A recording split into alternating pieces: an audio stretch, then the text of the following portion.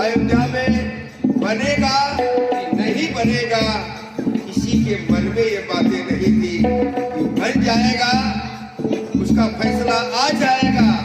वही राम जन्मभूमि अयोध्या में आज भव्य बन करके दूसरा मंजिला तैयार हो रहा है। पहला मंजिला गर्भगृह बन करके तैयार हो रहा है। 22 जनवरी को मर्यादा पुरुषोत्तम भगवान राम लला उसमें पधारेंगे, तो वो सदा सुहावन जन्मभूमि है रघुबर रामलला की। वो रामलला की, इस रामलला की जन्मभूमि के लिए हम भी विश्व हिंदू परिषद केंद्रीय मार्गदर्शक मंडल का मैं सदस्य हूँ और सन 84 से उस राम जन्मभूमि के आंदोलन में लाठियां भी खाई। 90 में जब मुलायम की सरकार थी तो कम से कम मेरे कमर में मैं भाग रहा था पुलिस के डर के कारण, और पुलिस पकड़ करके कम से कम 50 डंडे मेरे कमर में लगाई पीठ पर। मैं आज भी उस कमर दर्द करता है, आज भी कमर दर्द करता है। इतना आंदोलन करने के बाद में अयोध्या पहले निर्जन वन हो गई थी। निर्जन वन हो गई अयोध्या। पहले अयोध्या जब राम जी साकेत को चले गए थे, साकेत चले गए थे, तो अयोध्या वन हो गया था, निर्जन जंगल हो गया था, वहां कुछ भी नहीं था। तो विक्रमादित्य के द्वारा अयोध्या का पता लगवाया गया। निर्जन वन हो गई अयोध्या, मिट्टी न गरिमा ज्ञान की, इसको सादर नमन करे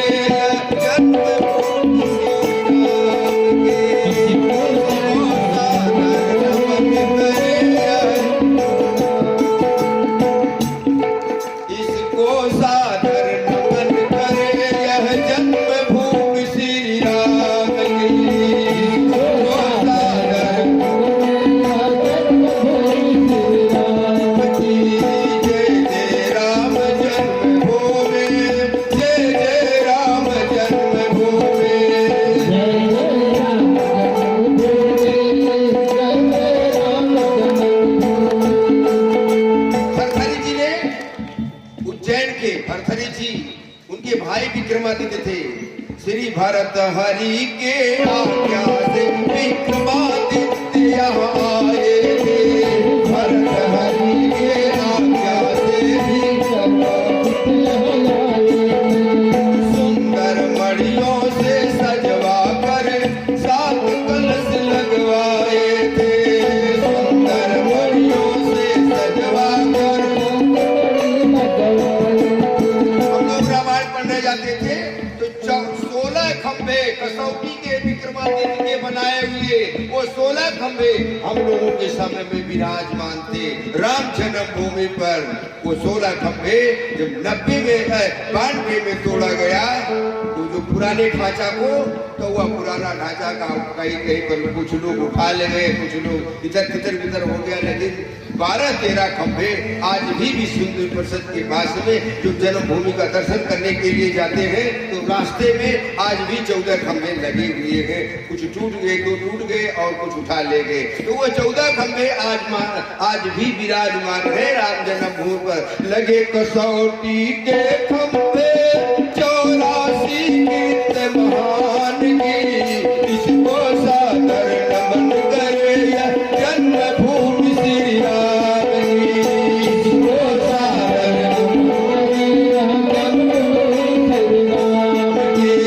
इसको सादर नमन करे जन्मभूमि श्री राम की।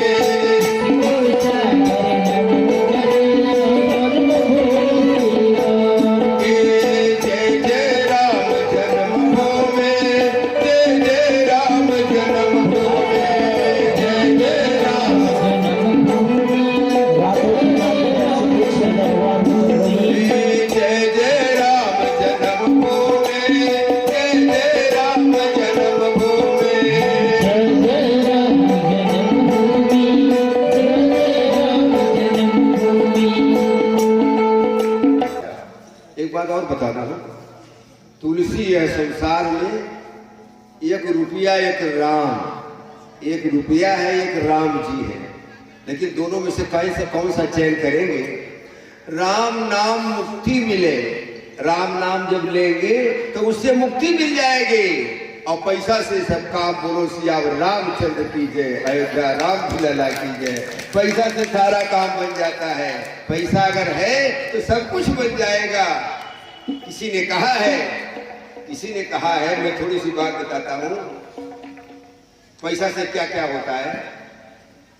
अमन बिक रहे हैं पैसे के द्वारा, अमन बिक रहे हैं, चमन बिक रहे हैं, और लाशों से लेकर कफन बिक रहे हैं। अमन बिक रहे हैं, चमन बिक रहे हैं, लाशों से लेकर कफन बिक रहे हैं। कफन भी बिकता है, जो मुर्दा को ले जाते हैं, कफन निकाल करके फेंक देते हैं, और कुछ लोग उसको ला करके धो धा करके फिर उसमें राम नामा छिपा करके और कुछ उसको बेच लेते हैं। अमन बिक रहे हैं, चमन बिक रहे हैं, लाशों से लेकर कफन बिक रहे हैं। देखा सरेआम इंसान बिकते, लेकिन मंदिर और मस्जिद में भगवान बिकते। इन्हीं पेट जुल्मी जालिम की खातिर, अच्छा नहीं लग रहा है लेकिन कहना पड़ा, इन्हीं पेट जुल्मी जालिम की खातिर, हसीनों के नाजुक बदन बिक रहे हैं। अमन बिक रहे हैं, चमन बिक रहे हैं, और लाशों से लेकर कफन बिक रहे हैं। लाशों से लेकर कफन बिक रहे हैं। रईसों के दुनिया में, सुन लीजिए, रईसों पैसा वालों के पास में, रईसों के दुनिया में भगवान बिकते, गरीबों के दुनिया में इंसान बिकते। बुरा अगर न मानो न, मैं तो यह भी मैं कह दूं कि मानव हनन के जतन बिक रहे हैं, अमन बिक रहे हैं, चमन बिक रहे हैं, लाशों से लेकर कफन बिक रहे हैं। पैसा वालों के पास में क्या क्या होता है, बहुत कुछ होता है, ये मंच पर कहने लायक नहीं है। अब फिर अपने जगह पर आ जाइए। मैं वही बता रहा था, लगे कसौटी के खंभे 84 कीर्त महान की, इसको सादर नमन करे यह जन्मभूमि श्री राम की। इसको सादर नमन करे यह जन्मभूमि श्री राम की। इसको सादर नमन करे यह जन्मभूमि श्री राम की। इसको सादर नमन करे यह जन्मभूमि श्री राम की। अयोध्या में भगवान राम साकेत जब चले गए तो अयोध्या निर्जन वन हो गई थी, जंगल हो गया था। अयोध्या का पता नहीं चल रहा था अयोध्या है कहाँ। मैं जीवनी बता देता हूँ अयोध्या की, ठीक है कि नहीं? जानते हैं? नहीं जानते तो बता दे रहा। तो अयोध्या की जीवनी जब निर्जन वन हो गया तो वहां पर अयोध्या का पता नहीं चला। तो विक्रमादित्य के भाई श्री भरतहरि जी महाराज जी हैं उज्जैन के, तो भरतहरि जी ने आज्ञा दिया विक्रमादित्य को, जाओ तीर्थों का पता लगाओ। तो अयोध्या में विक्रमादित्य आए और वो तीर्थों का पता लगा रहे थे। तीर्थ का पता नहीं चल रहा था, अयोध्या का पता नहीं चल रहा था। अयोध्या है कहाँ, किस जगह पर है? लेकिन वही त्रेता की सरजू जी, जो त्रेता में वशिष्ठ जी के समय में राम जी सरजू जी में स्नान करते थे, वही त्रेता के समय में सरजू जी आज भी विद्यमान है। उत्तर दिश सरजू वह पावन, रामचरितमानस में लिखा है, जा मज्जनते विरह प्यासा मम समीप नर पावहि वासा। वही सरजू जी है। तो सरजू जी के उत्तर में अयोध्या है। तो अयोध्या का पता लगाने के लिए जंगल हो गया। तो आप ये फैजाबाद में 14 कोस परिक्रमा में जाएंगे तो गुप्तार घाट के पास में एक कुंड है। उस कुंड का नाम है निर्मली कुंड, और निर्मली कुंड के पास में विक्रमादित्य अपने घोड़े पर सवार होकर के बैठ करके अयोध्या का चारों तरफ से घूम रहे थे, लेकिन पता नहीं लग पाया अयोध्या कहाँ है। जब चैत्र रामनवमी का दिन आया, चैत्र रामनवमी का दिन आया तो विक्रमादित्य रात्रि में वो कहाँ पहुंचे, उसी गुप्तार घाट पर फैजाबाद वो 14 कोस परिक्रमा के में पहुंचे, और वहां निर्मली कुंड में एक काला व्यक्ति घोड़े पर सवार होकर के, घोड़ा भी काला, वह व्यक्ति जो ऊपर बैठा हुआ था वह भी व्यक्ति काला, और उस सवार होकर के उन्होंने देखा, विक्रमादित्य ने 12 बजे रात्रि में देखा कि उस घोड़े सहित उस कुंड में वह व्यक्ति और वो घोड़ा कूद जाते हैं। कुछ देर के बाद में विक्रमादित्य ने देखा कि वह व्यक्ति सफेद होकर के निकला, वह घोड़ा भी सफेद और वह व्यक्ति भी सफेद होकर के निकला। विक्रमादित्य उसके पास में पहुंच गए और विक्रमादित्य ने कहा, बोलो तुम कौन हो, कहां से आए हो और क्यों इस तरह से आए थे? पहले काले थे, अब सफेद होकर के तुम्हारा घोड़ा और तुम सफेद होकर के निकले हैं, और बताओ सही सही बातें बताओ। तो उस व्यक्ति ने बताया, महाराज आप हमारी बातें ध्यान से सुनिए, मैं तीर्थराज प्रयाग हूँ, तीर्थों का राजा प्रयाग हूँ, और मैं जब मेरे यहाँ लोग आते हैं स्नान करने के लिए, माघ मेला में आते हैं, कुंभ में आते हैं, तो हमको पाप दे करके जब चले जाते हैं तो मैं और मेरा घोड़ा मैं काला हो जाता हूँ पाप से, और वो पाप से बोझित हो जाता हूँ। लेकिन गोस्वामी जी ने लिखा है वो मानस में, जही दीन राम जन्म सूति गावई, तीरथ सकलता हाँ चले आवई।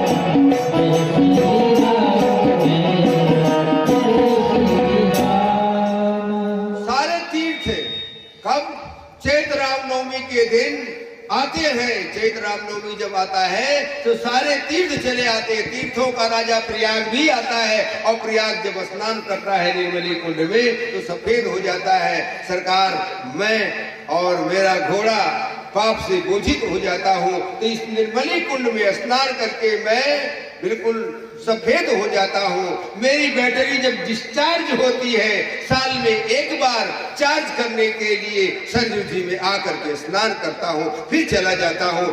विक्रमादित्य ने कहा ये बात यही है, तो अयोध्या कहाँ है, अयोध्या का नाम बताओ, किस जगह अयोध्या का विकास मैं करूं? तो तीर्थराज प्रयाग विक्रमादित्य से बताया, आप चले जाइए, आज भी वो जगह मालूम है। जगह कहाँ पर? मत गजेंद्र के पास में एक गौ मिलेगी, उस गौ को लेकर के आप आएंगे, जहां पर वो गौ खड़ी हो जाएगी और उसके स्थल से दूध निकलने लगेगा, वही राम जन्मभूमि है, वही राम जन्मभूमि है। विक्रमादित्य महाराज उस गौ को जाकर के लाते हैं, और जो लेकर के आए कहां पर?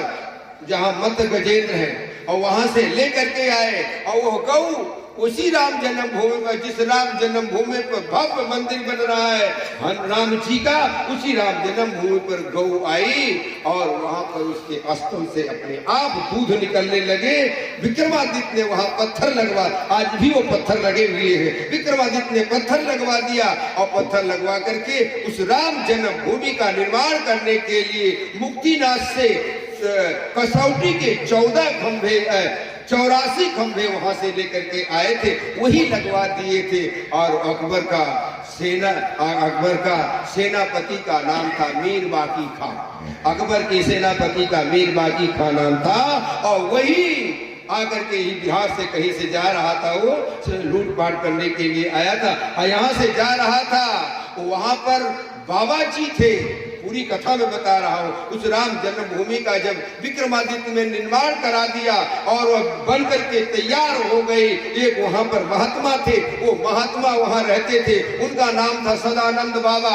सदानंद बाबा वहां रहते थे, लेकिन उनमें और किसी में भेद नहीं था, कोई भी आवे सबका सम्मान करते थे। राम जन्मभूमि पर कोई भी व्यक्ति जाए, आज भी जाए, एक बार सीताराम कह दे तो वहां पर 1 लाख के बराबर होता है। बाबा जी ने कहा चाहे यहाँ अल्लाह का नाम लोगे चाहे राम का नाम लोगे तो वहां 1 लाख के बराबर होगा। 2 व्यक्ति, एक का नाम था कजल अब्बास और एक का नाम था जलाल शाह, दोनों बाबा जी के शिष्य बन गए। इनका सदानंद बाबा के शिष्य बन गए। हिंदू मुसलमान में वो अंतर नहीं रखते थे, वो शिष्य बन करके उन्होंने दगा कर दिया, धोखा कर दिया। तो बाबर के सेनापति का नाम मीर बाकी खान जो था, उसके पास बार बार पत्र लिखते थे, जल्दी यहाँ आओ, जल्दी। अयोध्या में कई मोहल्लों का नाम मुगलिम सल्तनत से रखा गया है, बेगमपुरा है, ऐसे तमाम नाम रखा गया है। तो वो वहां पर मक्का बनाना चाहते थे, लेकिन मक्का बना करके तैयार सब स्थान बदल दिए थे नाम। लेकिन महात्मा जी वहां पर रहते थे, पूजा पाठ करते थे। ये दोनों जब शिष्य बन गए, मीर बाकी खां के पास में जब पत्र लिखे और पत्र लिख करके मीर बाकी खां को बुलाया, वहां गया। देवी दीन पांडे, मंगल पांडे फैजाबाद के थे, हसवर की रानी यहाँ पर थे, टांडा के पास में कई ऐसे गोंडा के कई ऐसे गृहस्थ थे, वहां पर लगे और लग करके कितनी नारियां वहां पर, कितनी नारियों का स्तन काटे जाते हैं। 3000 नारियों के अब स्तन काटे जाते हैं, 3000 नारियों के अब स्तन काटे जाते हैं, 3000 नारियों के अब स्तन काटे जाते हैं।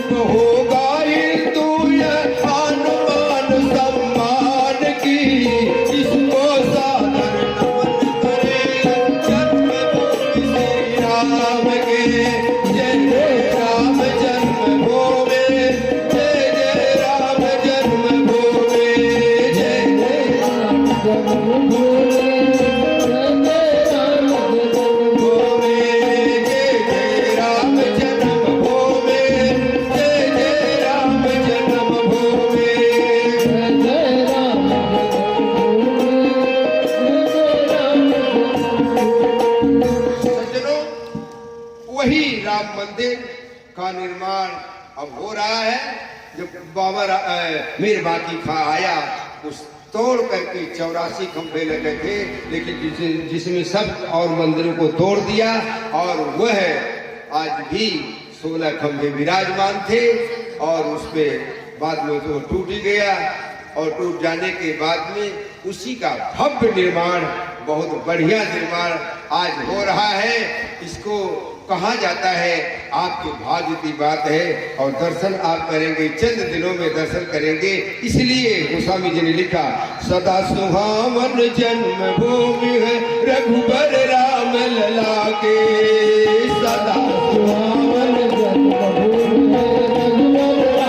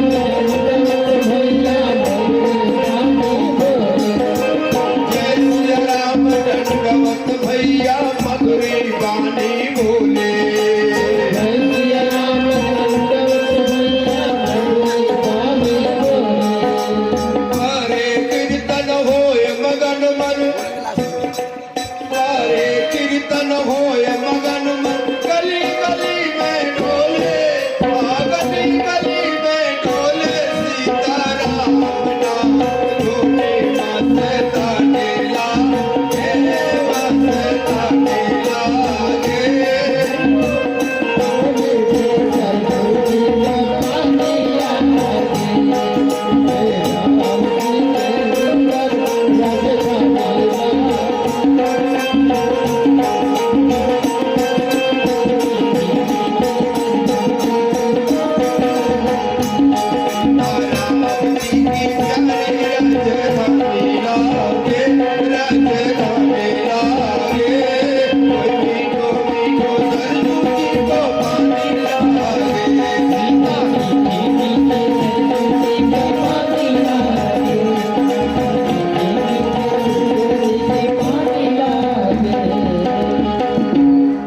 सीताराम जी की प्यारी राजधानी लागे मोहि मीठो मीठो सरयू जी को पानी लगी। तो अभी तक आप लोग अयोध्या में ही घूम रहे थे, अयोध्या में सरयू जी में स्नान कर रहे थे, जन्मभूमि का, कनक भवन का, हनुमानगढ़ी का दर्शन कर रहे थे। तो आइए दो बार प्रभु का नाम। श्री राम जय राम जय जय राम, श्री राम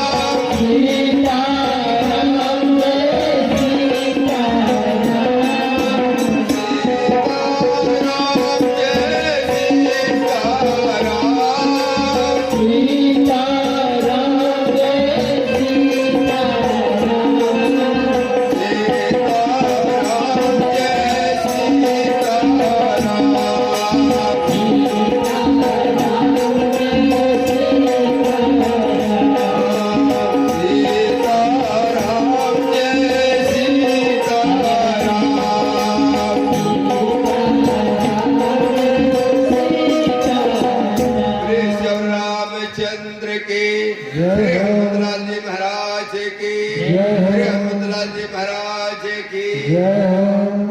अभी तक आप लोग क्या सुन रहे थे? रामचरितमानस में कैसे कथा सुना जाता है और कथा का अधिकारी कैसे बना जाता है और अयोध्या का महत्व क्या है, रामचरितमानस का क्या महत्व है, ये सुन रहे थे। क्या प्रस्तावना सुन रहे थे।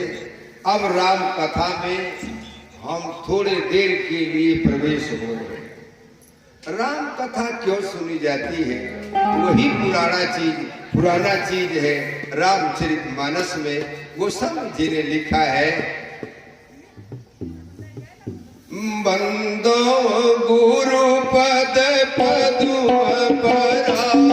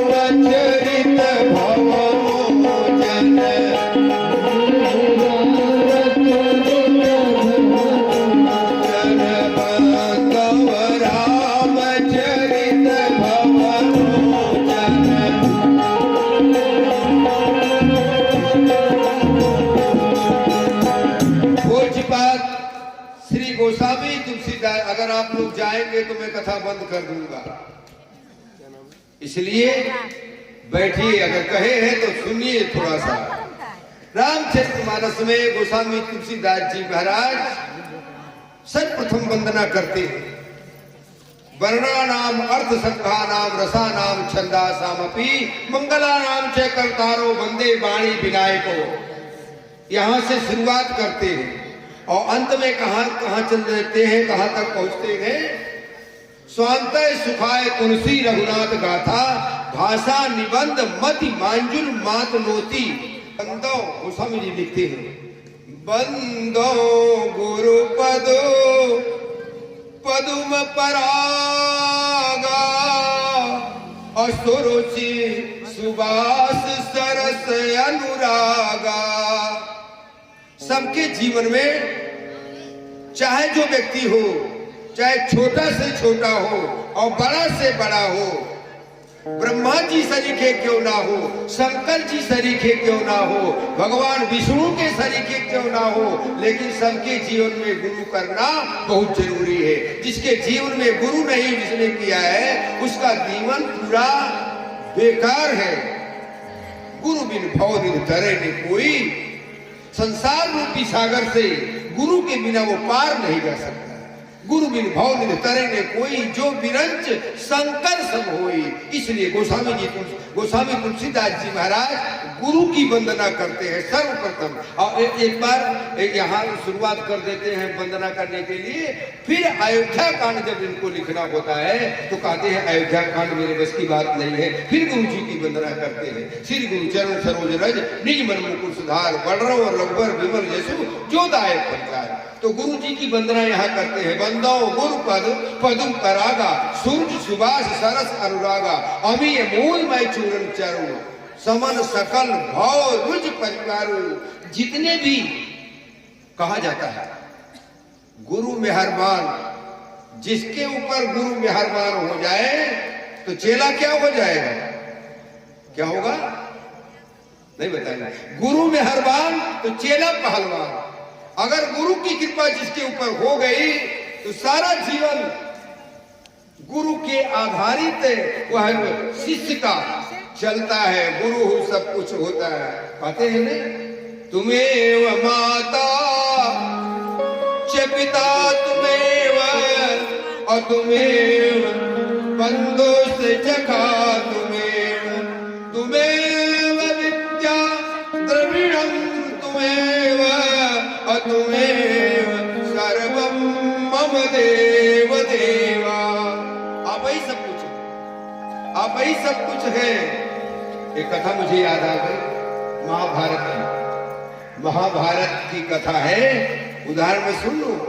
गुरु को कैसे किया जाता है, और गुरु एक बार अगर जीवन में आप गुरु बना लिए तो उसके ऊपर नहीं मीन मेक नहीं कर सकते, उसके ऊपर दोषारोपण नहीं कर सकते। लोभी है, क्रोधी है, ये सब नहीं कर सकते। चरणों में सिर झुकाया तो उठना हराम। एक बार चरणों में सिर झुकाया तो उठना हराम है। नहीं, कुछ भी हो लेकिन गुरु का सम्मान करना चाहिए। गुरु गुरु होता है। अगर नहीं आप किए हैं तो गुरु माताएं को बता देता हूं, आप लोग सुन लीजिए। जब 84 कोस का वो समुद्र है, जब बैतरणी पार करना पड़ता है तो संत लोग खजड़ी बजा बजा करके गाते हैं। क्या गाते हैं जानते होंगे, और नहीं जानते होंगे मैं बता देता हूं। इहो भाव देख ले, इहो भाव देख ले, अरे भरम हमरे लागाला। 84 कोस का समुद्र, 84 कोस का समुद्र जब पार करना पड़ता है, यह व्यक्ति यहाँ से जब जाता है, जीव जाता है, तो वो 84 कोस का समुद्र सबको पार करना पड़ता है। इसीलिए दान पुण्य करना चाहिए। दान पुण्य इसीलिए करना चाहिए। ये कथा मुझको और याद आ गई, दिमाग में आ गई, याद नहीं थी लेकिन आप याद आ गई। एक सेठ थे और एक सेठानी थी। तो सेठानी ने कहा सेठ से कि अरे कुछ दान पुण्य कर लो, मरने के बाद में अगर जाओगे तो क्या होगा, फिर क्या मिलेगा? कुछ नहीं मिलेगा। वो बैतरणी में गौवा पार करती है, वो पार नहीं कर पाओगे, आप कैसे जाओगे? सेठ ने कहा तो पैसा लगेगा, पैसा लगेगा। तो पैसा खर्च होने के कारण सेठ जी करते नहीं थे। पत्नी बड़ी होशियार थी, बड़ी चालाक थी। पत्नी ने कहा कि जब वो नहीं करोगे, जिंदा गौ नहीं आप छूओगे, तो कम से कम मट्टी का गौ छू लो, वही दान कर दो। तो सेठ जी ने कहा हाँ हाँ ये बहुत बढ़िया है, मट्टी का गौ दान कर देंगे। सेठानी गई सोनार के पास में और कहने लगी सोनार जी एक बढ़िया सोने का गौ बना दीजिए। और बना दिया, और बना करके वो कुम्हार के पास में लाई। कुम्हार जी इसमें ऐसा मट्टी लेपन कर दीजिए कि ताकि यह कतई जल्दी छूटे ना। मट्टी का लेपन कर दिए, लेपन कर दिए। वो गौ लेकर के आए। पंडित जी से पहले सेठानी मिल गई थी, फेंकना नहीं मिट्टी का गौ समझ करके, इसको घर ले जाना, ये सोने की गौ है। पंडित जी से मिल करके और पंडित जी आए, संकल्प मंत्र पढ़ दिए और संकल्प मंत्र पढ़ करके गौ को पंडित जी ले गए अपने घर। कुछ कालांतर बाद में पंडित और पंडितानी का दोनों का शरीर छूट गया। जब शरीर छूट गया तो कहा जाता है जो आप दोगे, इसीलिए बिना गुरु किए हुए कुछ भी दान करोगे, बिना गुरु किए कुछ भी दान करोगे मिलेगा नहीं, न भजन मिलेगा, ना आप जो दान दोगे वो भी नहीं मिलेगा। इसलिए गुरु करके ही दान करना चाहिए सबके जीवन में। और जिसके वो लगा है कि महाराज गुरुजी पता नहीं कौन गुरुजी आ गए, कहा ये सब चीज छोड़ करके एक का नाम है ये मंत्र दे दीजिए हमको, तो यही मंत्र आप दे दीजिए शंकर जी का, ताकि वो हम महाराज उनको खाते पीते थे वो खाया करें। तो अपने मन की शांति के लिए वो मंत्र ले लेता है, लेकिन उसे कुछ फायदा होता नहीं है। तो वो गऊ आ गई, जब दोनों का शरीर छूटा, सेठ और सेठानी का शरीर छूटा, और गऊ आकर के पहुंच गई। कहाँ पहुंच गई? आकर के सामने पहुंच गई। सेठानी ने कहा सेठ जी पूंछ पकड़ो ना, वो बैतरनी पार करने के लिए, जो साधु लोग गाते हैं तो वो बैतरनी पार करने के लिए वो पूंछ पकड़ लो और पार हो जाया जाए, पार हो जाया जाए। तो वो सेठ जी ने कहा कि चलो ठीक है पकड़ लेते हैं। तो सेठ जी जैसे पकड़ने के लिए पूछ गए, सुनो, और जैसे पकड़ने के लिए पूछ गए, वो मट्टी की गऊ सेठ जी को ऐसा लात मारी कि सेठ जी का घुटना फूट गया, खून बहने लगा, खून बहने लगा। और जब खून बहने लगा तो सेठानी जी ने कहा कि क्या हो गया? कहा बहुत चोट लगी है, हम अब नहीं जाएंगे, कतई नहीं जाएंगे, जाओ तुम। सेठानी ने कहा कि आप जिंदगी भर मेरे पति हैं रहे और वो निभाए, अपना कर्म निभाए, हम भी निभाए, लेकिन एक बार और पकड़ लो, फिर से दोबारा जाकर पकड़। फिर उस गऊ का पूंछ पकड़ने के लिए सेठ जी गए, और जैसे पूछे तैसे दूसरे घुटने में लात मारा, ये भी घुटना फूट गया, खून बहने लगा। सेठानी ने सेठ ने कहा अब मैं नहीं जाऊंगा, कतई नहीं जाऊंगा, मेरे बस की बात नहीं है। सेठानी ने कहा एक बार और प्रयास कर लो। कहा कतई नहीं जाऊंगा। कहा ठीक है तुम नहीं जाओगे, चलो हम पकड़ते हैं। और सेठानी जब गई पकड़ने के लिए गऊ का पूंछ, तो पकड़ ली, उसको लात नहीं मारी। सेठ जी ने कहा कोई बात नहीं है, ऐसा करो तुम पूंछ पकड़ लो और हम क्या करेंगे, तुम्हारा पल्लू पकड़ लेंगे, आंचल पकड़ लेंगे, उसी से पार हो जाएंगे। बस काम बन गया। गऊ पानी में गई, कुछ दूर धारे में जब गई, तेज धारा जहां बह रहा था उस जगह धारे में गई, गऊ पहुंची और सेठानी पूंछ पकड़ी है। कौन? वो बैतरणी। सबको पार करना पड़ेगा, आपको भी पार करना पड़ेगा, हमको भी पार करना पड़ेगा, सबको पार करना। क्या साधु, क्या संत गृहस्थी, क्या राजा, क्या रानी, उसके पुस्तक में लिखी है सबकी कर्म कहानी।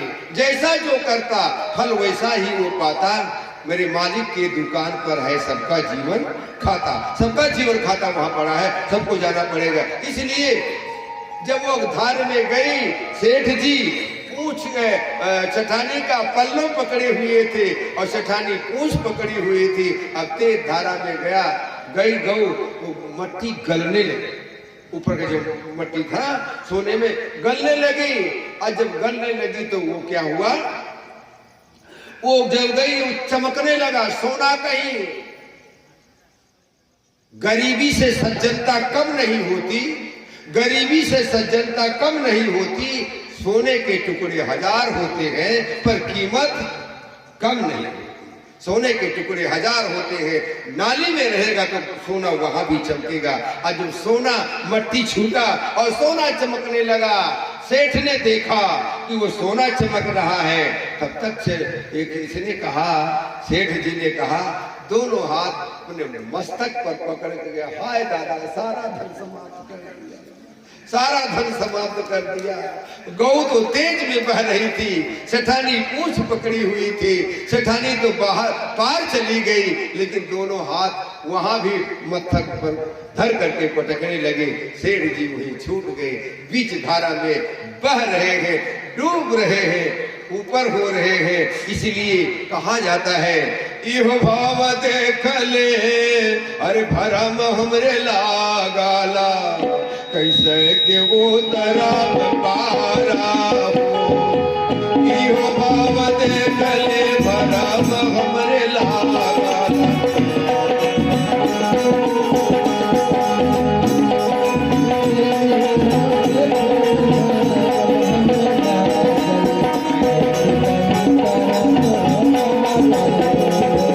इहो भाव देख ले, भरम हमरे लागाला।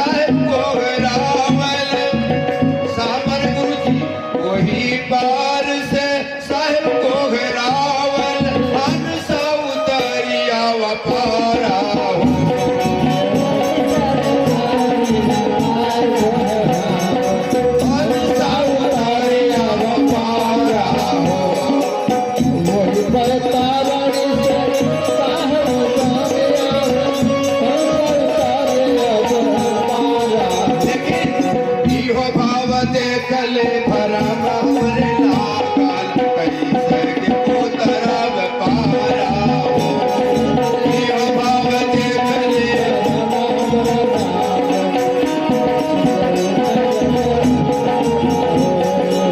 यो भाव देख ले भरम हमरे लागल कैसे के उतरब पारा हो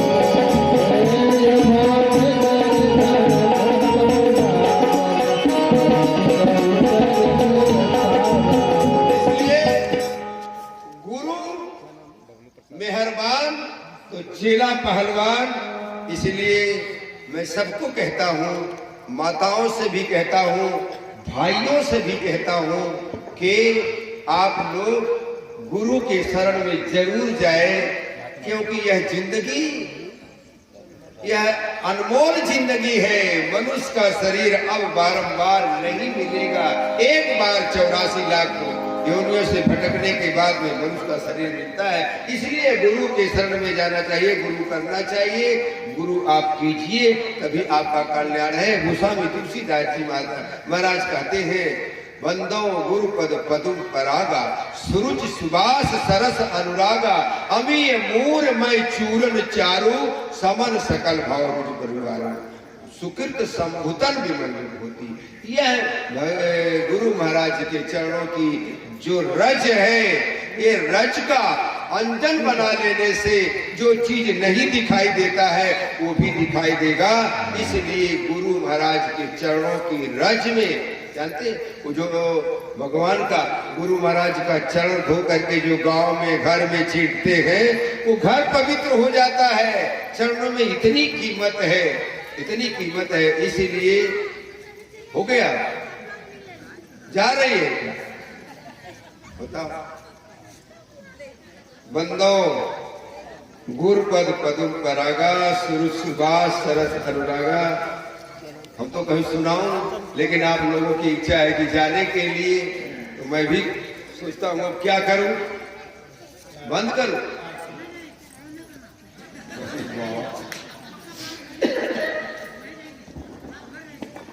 चलो ठीक है, आओ बैठो। श्री राम जय राम जय जय राम श्री राम।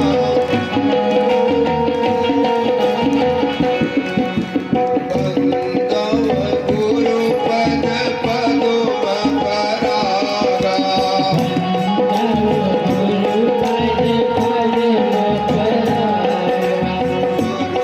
सुबास सरस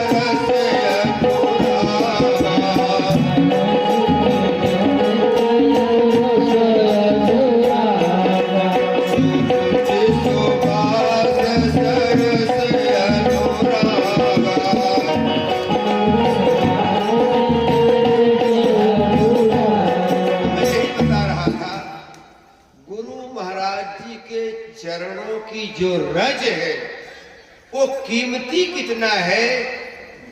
गोस्वामी जी कहते हैं, त्यहिकर विमल विवेक विलोचन, उस चरणों की रज को अंजन बना करके अपने आंख में लगा करके इस रामचरितमानस का मैं वर्णन करने जा रहा हूं।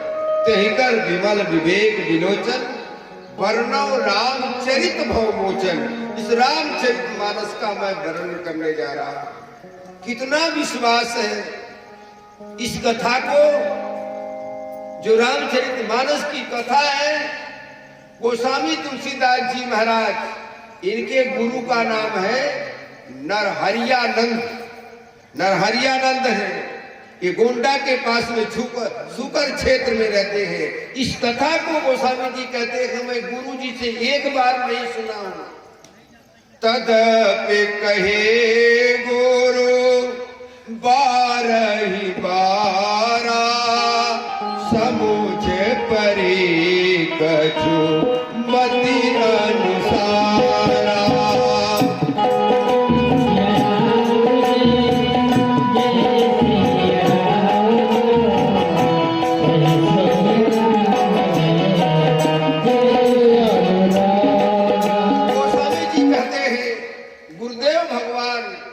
कथा आप सुन रहे हैं, मैं सुना रहा हूं। इस कथा को एक बार नहीं, गोंडा के पास में सुगर क्षेत्र है नरहरियानंद, एक बार नहीं कई बार तदब कही गुरु 12 समुझ परी कछ मतन। मेरे मति के अनुसार जैसी मेरी बुद्धि थी तो कुछ समझ में आया। समुझ परी में मति कछ अनुसारा, भाषा बद्ध कर्म में सोई, मोरे मन प्रबोध जे मोई। गोस्वामी तुलसीदास जी महाराज ये भगवान ये इस रामचरितमानस को गोस्वामी तुलसीदास जी महाराज क्या करते थे, संस्कृत में लिखते थे, संस्कृत में लिखते थे। लेकिन 7 श्लोक 7 दिन में लिख करके तैयार किए गोस्वामी तुलसीदास जी। भगवान शंकर इसको चुरा ले गए। एक दिन स्वप्न दिए, कहने लगे हिंदी में लिखो, संस्कृत में मत लिखो। क्यों? क्योंकि आगे आने वाले समय में लोग ऐसे होंगे संस्कृत जानेंगे नहीं, संस्कृत पढ़ेंगे नहीं, इसलिए बोलचाल की भाषा में, ग्रामीण भाषा में इसका तुम वर्णन करो। इसलिए ये श्लोक को मैं चुरा करके लेकर गया हूँ। तो गोस्वामी तुलसीदास जी महाराज बोलचाल की भाषा में समुझ परी कछ मत अनुसारा, भाषा बद्ध, मैं भाषा में बद्ध करता हूँ, भाषा बद्ध कर्म में सोई, मोरे मन प्रबोध जे हुई। मेरे मन में ऐसा प्रबोध आया, ऐसा मेरे समझ में आया, मैं भाषा में वर्णन करूंगा। गोस्वामी तुलसीदास जी महाराज गुरु महाराज की कृपा से भाषा में बद्ध करने जा रहे थे। और गुरु महाराज में इतनी निष्ठा है, इतनी काफी निष्ठा है कि गुरु का निष्ठा देख करके महाभारत की एक कथा और है, मैं बता दूं। एक बार एक राजा की लड़की थी। वो राजा की लड़की क्या थी? भक्ता थी, ठाकुर जी में प्रेम था। वो रात्रि में बैठ करके भजन कर रही थी। कुछ चोर नकब काट करके उसके घर में घुस गए और वो बैठ करके जो है ध्यान में बैठी थी। तो राजा की लड़की देख करके चोरों ने सोचा ये तो बड़ी अच्छी है, बड़ी बढ़िया भाई, कुछ बोल नहीं गए, सामान चुरा करके लेकर के गए, चले गए। लेकिन दूसरे दिन एक चोर साधु बनकर के आया, उसी में से लड़की के पास में आया, भिक्षाम देहि, भिक्षाम देहि, भिक्षा मुझको दीजिए, भिक्षा मांग रहा था। वो लड़की सामान लेकर के खूब निकली और वो बाबा को देने लगी। जब बाबा को देने लगी, कुछ खाने पीने का भी सामान था, बाबा को देने लगी। बाबा जी ने कहा क्यों सामान दे रही हो, तुम मंत्र ली है कि नहीं ली है, भक्त है कि नहीं है? लड़की ने कहा मैं मंत्र तो नहीं ली। तो कहा ये तुम्हारा सामान मैं लूंगा नहीं, ले जाओ, मैं नहीं लूंगा। बाबा जी ने मना कर दिया। लड़की ने कहा कि अब बाबा ये सामान ले लो खाने वाला, और मैं कुछ दे दूंगी, लेकिन आप ले करके जाओ। कहा तो मंत्र तुम लोगी तब मैं ये सामान ले जाऊंगा। तैयार हो गई लड़की कि मंत्र मुझको दे दीजिए। तो उस चोर ने कहा, चोर साधु ने कहा यहाँ मंत्र नहीं दूंगा, वहां जंगल में दूंगा, जंगल में चलो वहां मैं मंत्र दूंगा। अब उसको कह दिया कि जंगल में चलो, लेकिन कुछ सामान सब सोना चांदी बांध लेना, गुरुजी को अर्पण करना पड़ता है। वो सोना चांदी बांध करके वो जंगल में गई, और जंगल में गई वो साधु भी पहुंचा, चोर के रूप में पहुंचा। और वहां क्या किया, लड़की तो भोली भाली, लेकिन विश्वास कभी डगा नहीं उसका। और वो क्या किया, जितना सामान था सब ले लिया, और ले करके 9 2 11 हो गया, और रस्सी से वो एक पेड़ में जंगल में बांध दिया। कुछ दिन के 1-2 दिन के बाद में पिता को पता चला। पिता भी आए और आकर के कहने लगे बेटी चलो तुम घर। लड़की ने कहा पिताजी जिसने बांधा है, जिस गुरु ने मुझको बांधा है, वही गुरु आएगा और छोड़ेगा तब मैं जाऊंगी। राजा ने कहा तू पागल हो गई, अरे वो तो चोर है, बदमाश है, वो चक्के है, तुमको बांध करके धन लेकर के चले गए, उसमें विश्वास करती हूँ। कहा नहीं, गुरुजी आएंगे छोड़ेंगे तभी मैं जाऊंगी, अन्यथा नहीं जाऊंगा। लेकिन गुरु के बातों में इतना विश्वास उस लड़की को हो गया कि गुरुजी आएंगे तभी छोड़ेंगे तभी मैं जाऊंगी। तो गुरुजी महाराज क्या किए, उधर तो चले गए अपना क्या क्या कर रहे हैं। और 7-8 दिन हो गया, लड़की कुछ खाई नहीं और बधी रह गई, खड़ी रह गई। नारद जी से भगवान विष्णु ने कहा, बाबा देखो वह लड़की कितनी तपस्या कर रही है, गुरु में कितनी निष्ठा है, और जाओ उसको बताओ और उससे मिलवाओ गुरु जी से और उसका बंधन छुड़वा दीजिए।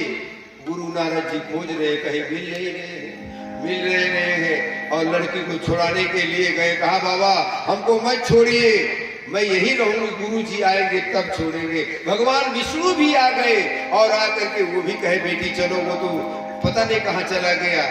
उन्होंने कहा कि मैं नहीं जाऊंगी। लड़की ने कहा, मैं नहीं जाऊंगा, मुझे गुरु की बातों में विश्वास है, गुरु जी आएंगे। भगवान विष्णु ने कहा, नारद जी ये लड़की मर जाएगी, मुझको दोष लगेगा, जाओ खोजो आप, वो कहाँ है। तो गए खोजने के लिए, तो एक जगह वो चोरी कर रही थी, चोरी कर रहा था। कहा, कौन? वो जो गुरु बना हुआ था, चोरी कर रहा था। और नारद जी पहुंच गए। कहा, क्यों यहाँ तो यहाँ बैठे ये काम कर रहे हो और तुम्हारी शिष्या वहां पर बधी पड़ी हुई है, चलो उसको छोड़ने के लिए। तो शिष्या को छुड़ाने के लिए नारद जी उसको लेकर के आए। एक तरफ भगवान विष्णु खड़े हैं और गुरु भी खड़े हैं, नारद भी खड़े हैं। और वो गुरु आए और उसका बंधन छोड़ करके लड़की गुरु के चरणों में गिर गई, प्रणाम कर रही है। और प्रणाम करके अब बड़ी असमंजस की बात आ गई। क्या असमंजस की बात आ गई कि गुरु भी खड़े हैं। ये दोहा यहीं पर चरितार्थ होता है। कौन दोहा भी बोलने जा रहा हूं, तो ये दोहा, ये गुरु भी खड़े हैं और वह लड़की भी खड़ी है, भगवान विष्णु भी खड़े हैं और नारद बाबा भी खड़े हैं। तो किसको प्रणाम करना चाहिए? बोलो, बताओ बताओ बताओ, अगर जानते हो तो बताओ, किसको प्रणाम करना चाहिए? बोलो, है गुरु को। वाह, बहुत अच्छी बात, धन्यवाद। गुरु गोविंद दो खड़े, काके लागो पाए, बलिहारी गुरु आपनो, गोविंद दियो बताए, रे तुलसी गोविंद दियो बताए।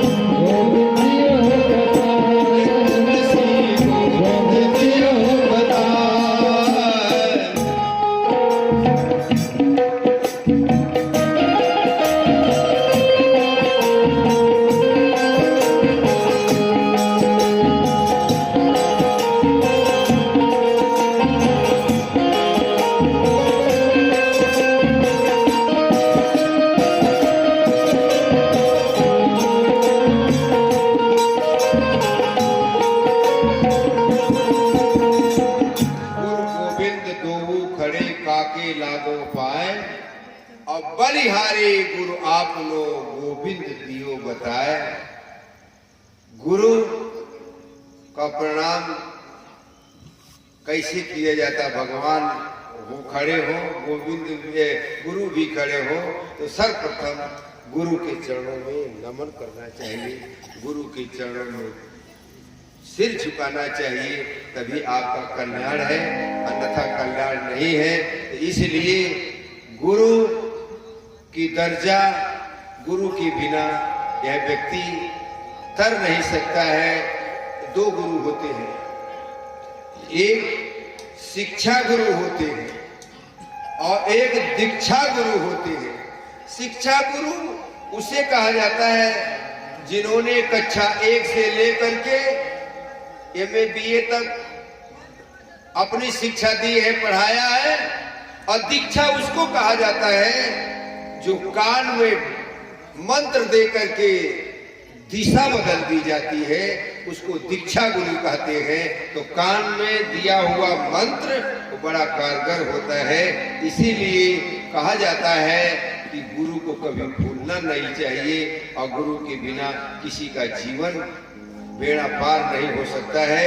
अब ज्यादा न कह करके अपने बाणी को मैं यहीं पर विराम दूंगा। जय जय सीताराम की जय, बोलो हनुमान।